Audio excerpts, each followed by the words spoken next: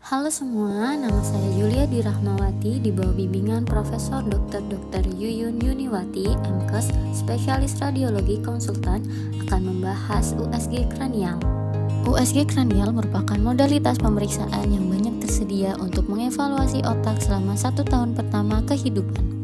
USG merupakan alat pencitraan screening awal untuk mengevaluasi otak bayi dan melengkapi pemeriksaan seperti CT scan dan juga MRI. Keuntungan dari USG kepala adalah aksesibilitas, mobilitas, tidak memerlukan sedasi, memungkinkan pemindaian serial, tidak ada radiasi pengion, dapat memvisualisasi arteri cerebral anterior dan juga media dengan menggunakan Doppler.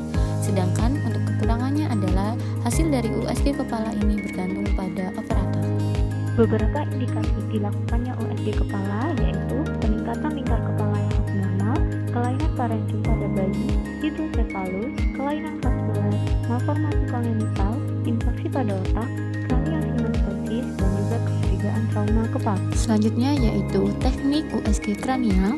Terdapat 2 pilihan transducer yang dapat digunakan, yaitu transducer cembung dan juga transducer linear. Selanjutnya yaitu acoustic windows. Pada pemindaian dasar, fontanella anterior berfungsi sebagai acoustic windows karena pada pemeriksaan ini menggunakan gelombang ultrasound yang tidak mampu menembus struktur tulang, maka pemeriksaan ini hanya dapat dilakukan pada bayi dengan ubun-ubun yang masih terbuka. Terdapat beberapa standar imaging yang harus dievaluasi saat melakukan USG kepala, yaitu sebagai berikut. Terdapat 6 standar imaging yang harus dicapai selama pemeriksaan koronal pada fontanella anterior. Gambar 1 menunjukkan lobus frontal dengan visura interhemisfer dan garis tengah. Gambar 2 menunjukkan frontal horns dari ventricle lateral, lobus frontal, cavum septum pellucidum, dan rostrum of the corpus callosum.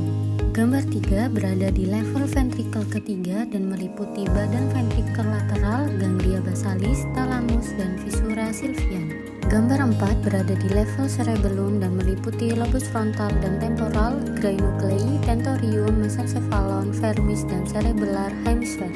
Gambar 5 berada pada level trigonum ventricle lateral dengan plexus choroid di dalamnya dan meliputi cortex, subcortex, periventricular white matter dari lobus parietal dan temporal. Gambar 6 berada pada level lobus occipital dan menunjukkan ekogenisitas korteks yang rendah, ekogenisitas white matter yang lebih tinggi, dan visura interhemisfer di garis tengah. Selanjutnya, terdapat 5 standar imaging yang harus dicapai selama pemeriksaan sagittal pada fontanella anterior. Gambar 1 yaitu midline sagittal view menggambarkan struktur anatomi midline seperti corpus callosum, sistem ventricle, midbrain, dan cerebellar vermis. Gambar 2 yaitu parasagittal right and left view menunjukkan ventricle lateral dengan bentuk C, thalamus, ganglia basal, dan substantia alba periventricularis. Gambar 3 yaitu lateral parasagittal right and left view berada pada level visura sylvian termasuk white matter serta cortex lobus frontal, parietal, dan juga temporal. Terima kasih, semoga bermanfaat.